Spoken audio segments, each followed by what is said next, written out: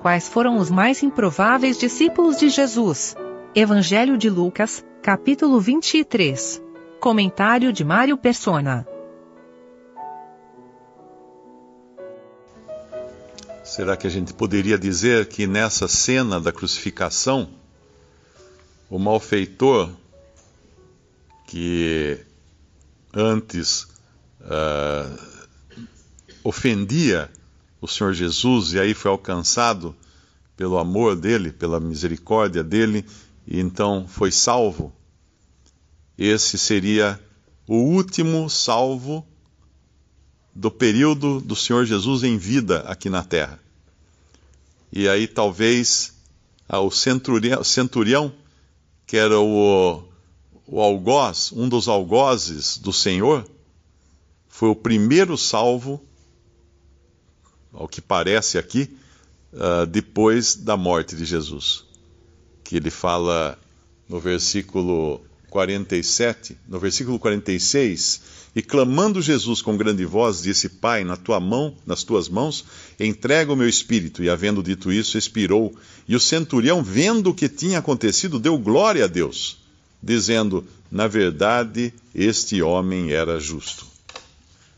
Esta cena aqui toda, ela tem, além de demonstrar o que havia no coração dos homens, no sentido em geral, de todos os homens, inclui também vamos chamar assim, uma reprimenda, ou uma lição, para os próprios discípulos do Senhor que o seguiram até ali. Porque, em alguns momentos, nós os vimos reclamando que tinha alguns que não seguiam com eles, que faziam milagres em nome de Jesus, mas não seguiam com eles, não estavam juntos com eles. Em outro momento, eles se queixam, depois quando muitos acabam abandonando o Senhor, alguns chegam e falam assim: nós que deixamos tudo e te seguimos, né?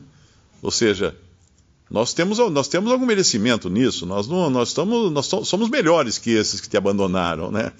E esse sentimento é do homem também, é da carne, é próprio do homem. E nós temos esse sentimento também, nós sempre nos achamos melhores do que outros que não têm o mesmo conhecimento da palavra, outros que não adoram da mesma maneira, do que outros que entendem de outra forma.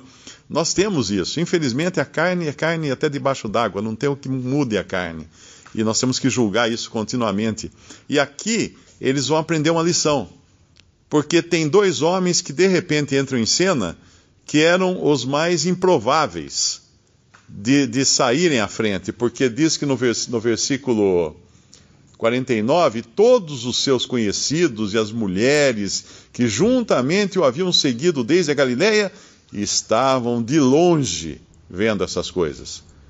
Ninguém ousava chegar perto, porque uma pela tristeza, obviamente, que eles estavam passando, mas outra também, talvez por medo de se envolverem, de se identificarem com um crucificado.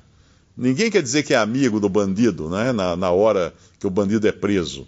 E aqui eles estavam prendendo o Senhor Jesus como se fosse um malfeitor, como se fosse um bandido. Entre malfeitores ele foi crucificado.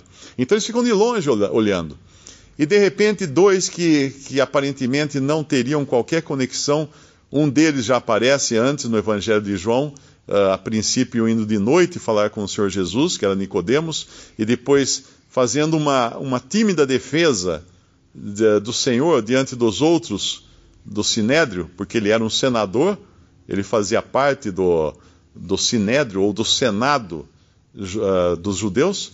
Ele faz uma tímida defesa, mas agora ele abertamente coloca em risco a sua reputação, a imagem que ele tinha, juntamente com outro homem, que era um rico,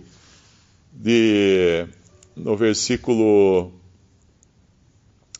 Eis que um homem, versículo 50, eis que um homem por nome José, senador, homem de bem e justo, que não tinha consentido no conselho e nos atos dos outros, natural de Arimateia, cidade dos judeus, e que também esperava o reino de Deus, este, chegando a Pilatos, pediu o corpo de Jesus.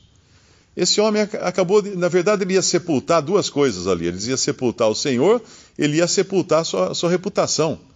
Porque fazer isso abertamente, diante de todos, tomar o lado do condenado, ficar do lado do condenado, era uma coisa que só fazia mal para a marca pessoal dele, para a reputação dele. E lá em outra passagem, eu acho que aqui não fala de Nicodemos, mas no outro evangelho fala de Nicodemos, também Nicodemos a mesma coisa.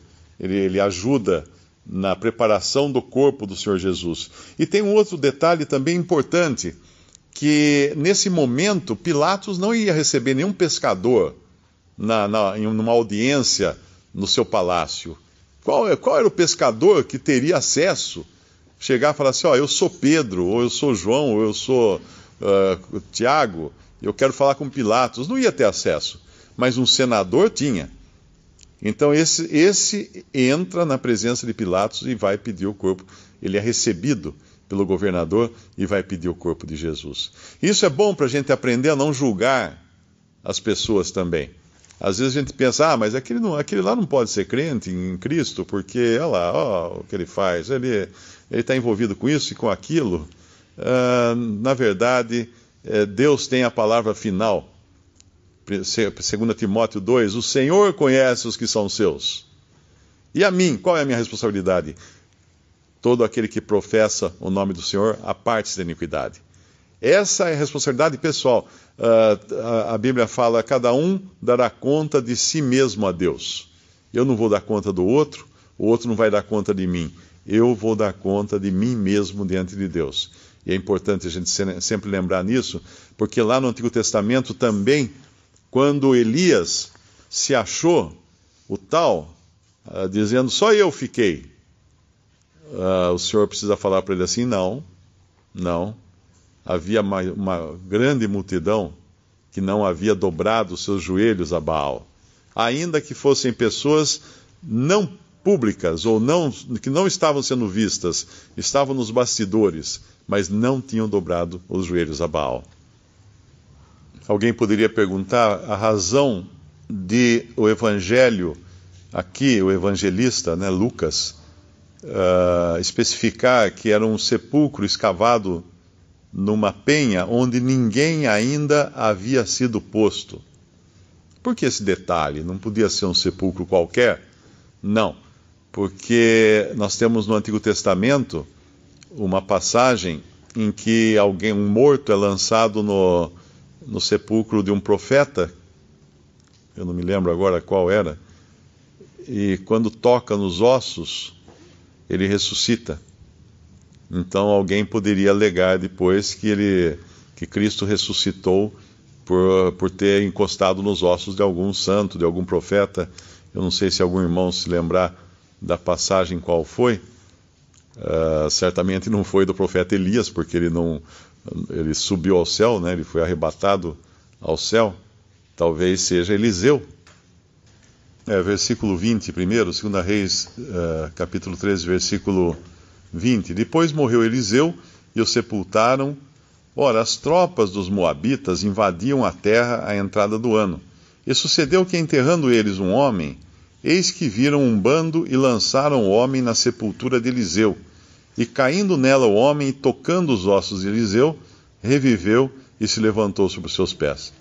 Então, provavelmente nessa passagem de Lucas, a referência ao sepulcro novo é feita por causa disso, para que não se dissesse depois que o Senhor havia ressuscitado porque tocou nos ossos de alguém que já estaria sepultado ali. E também os próprios judeus mandam colocar guardas na sepultura para que também não se dissesse que o seu corpo tinha sido roubado e assim teria ressuscitado.